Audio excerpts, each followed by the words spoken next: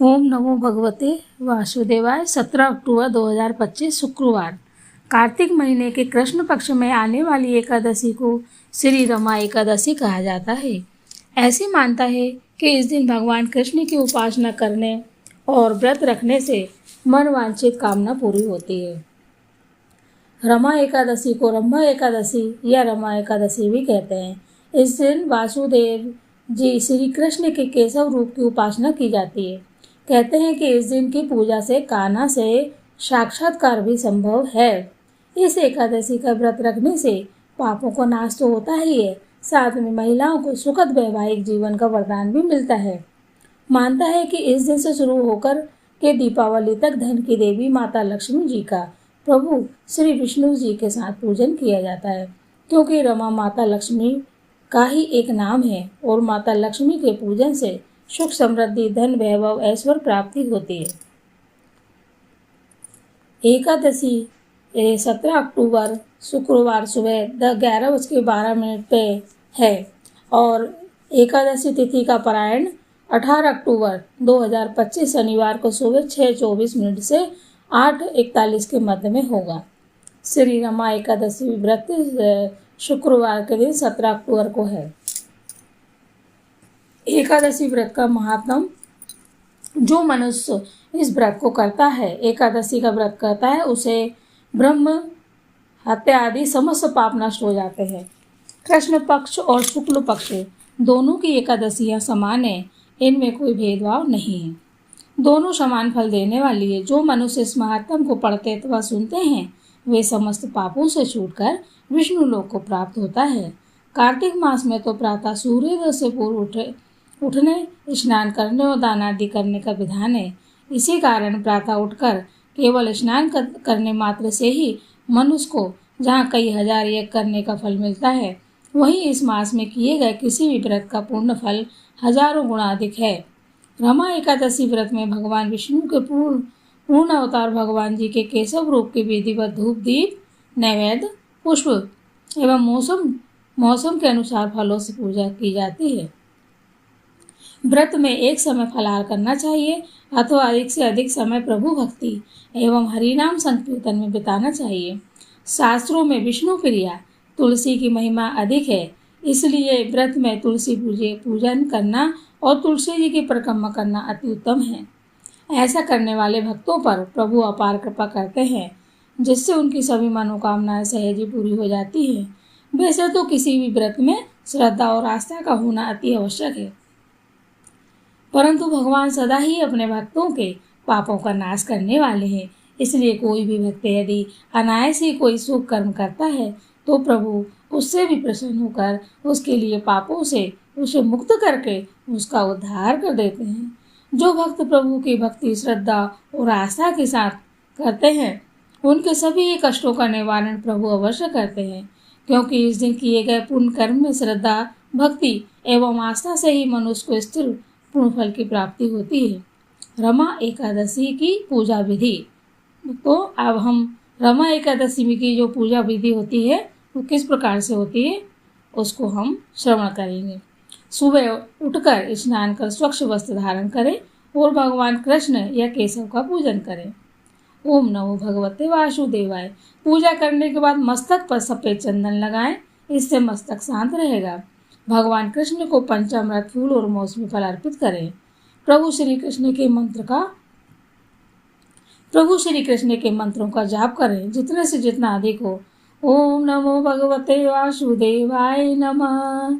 श्री कृष्ण गोविंद हरे मुरारी, हे नाथ नारायण वासुदेव। ओम देवकी सुत गोविंद वासुदेव जगतपति, देहि में तन्यम कृष्ण त्वामहे शरणं गता। इस तरह आप कोई भी मंत्र को, और भी जो आपको लगता हो महामंत्र है, हरे राम राम राम हरे हरे, हरे कृष्ण कृष्ण कृष्ण हरे हरे। प्रभु श्री कृष्ण के मंत्रों का जाप करें। इस प्रकार से पूजा के दौरान गीता जी का पाठ अवश्य करें। रात को चंद्रोदय के बाद दीपदान करें।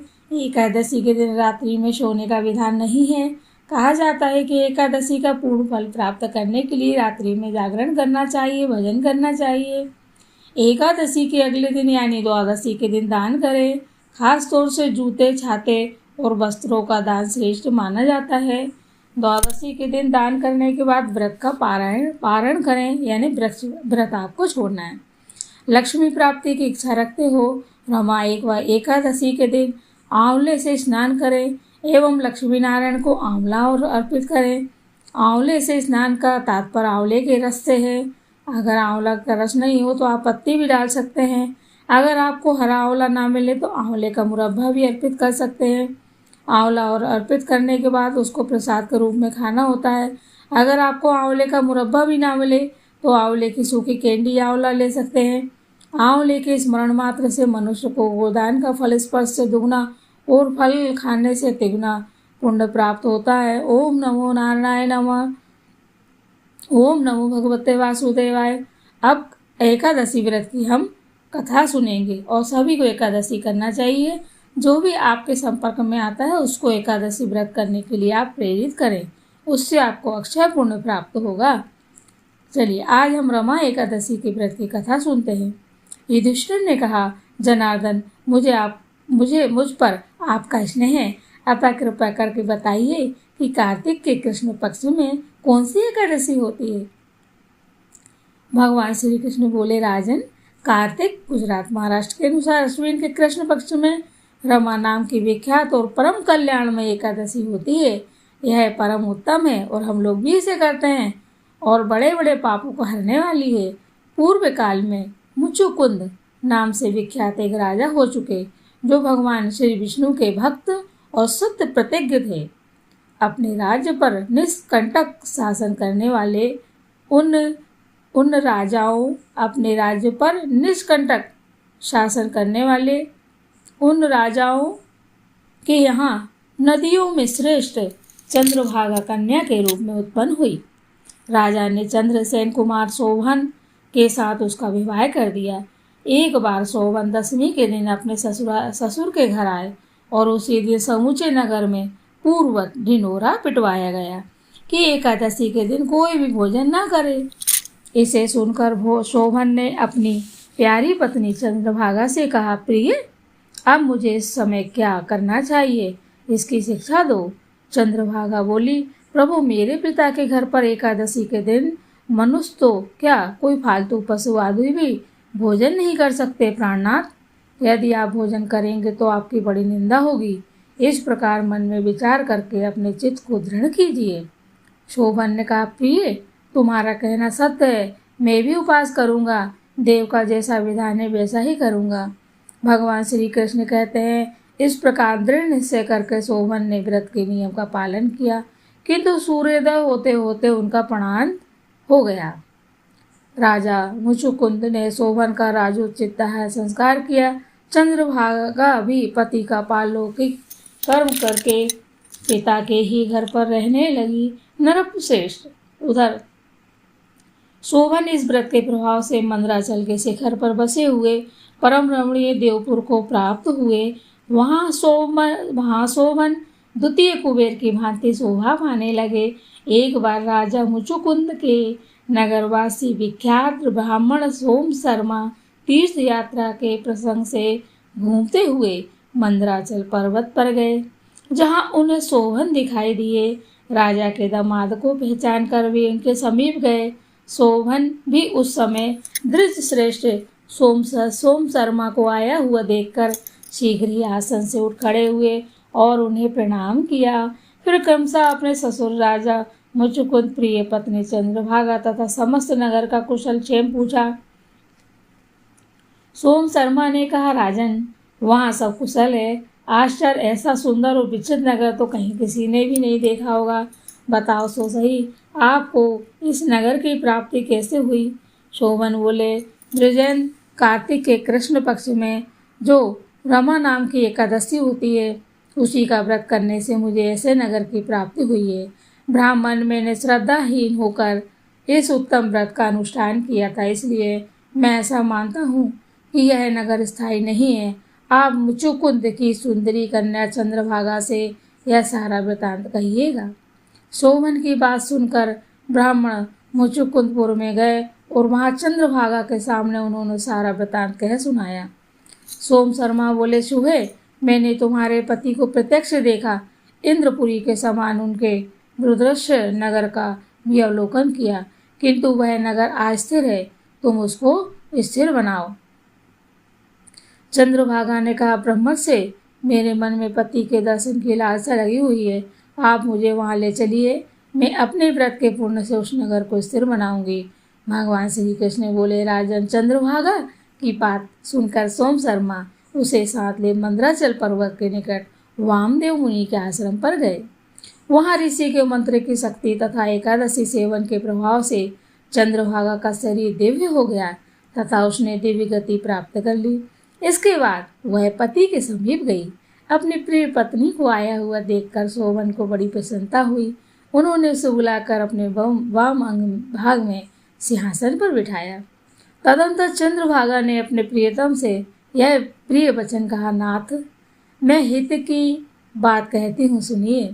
जब मैं 8 वर्ष से अधिक उम्र की हो गई, तब से लेकर आज तक मेरे द्वारा किए हुए एकादशी व्रत से जो पुण्य संचित हुआ है, उसके प्रभाव से यह नगर कल्प के अंत तक स्थिर रहेगा तथा सब प्रकार के मनोवांछित वैभव के समृद्धिशाली रहेगा।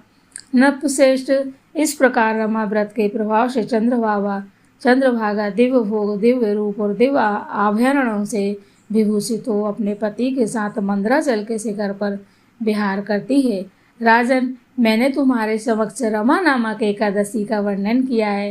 यह चिंतामणि तथा कामधेनु के समान सब मनोरथों को पूर्ण करने वाली है। श्री कृष्ण गोविंद हरे मुरारी, हे नाथ नारायण वासुदेवा। श्री कृष्ण गोविंद हरे मुरारी, हे नाथ नारायण वासुदेवा। जय हो प्रभु। ओम नमो नारायण। जय हो। श्री कृष्ण गोविंद हरे मुरारी, हे नाथ नारायण वासुदेवा। श्री कृष्ण गोविंद हरे मुरारी, हे नाथ नारायण वासुदेवा। श्री कृष्ण गोविंद हरे मुरारी, हे नाथ नारायण वासुदेवा। जय हो श्री कृष्ण भगवान की जय हो। हे प्रभु, हम आप सभी आपकी शरण में हैं। सभी एकादशी के व्रत करने वाले, करवाने वाले और एकादशी व्रत की कथा सुनने वाले, सुनाने वाले और दूसरों तक ये कथा पहुंचाने वाले सभी को बार बार प्रणाम है। सभी आपके शरण में, सभी के आप मनोरथ पूर्ण करें। सभी स्वस्थ रहे, प्रसन्न रहें और दीर्घायु रहें। किसी को किसी भी प्रकार से परेशानी नहीं हो। हे विष्णु भगवान, हे महालक्ष्मी, आपकी कृपा बनी रहे। हे विष्णु भगवान, हे महालक्ष्मी, आप गणेश जी और माता सरस्वती सहित रिद्धि सिद्धि सहित हमारे ऊपर कृपा करें और घर में विराजमान हो। जय श्री कृष्ण। रमा एकादशी की आप सभी को बहुत बहुत शुभकामनाएं। जय श्री कृष्ण। जय श्री कृष्ण। राधे राधे, राधे राधे।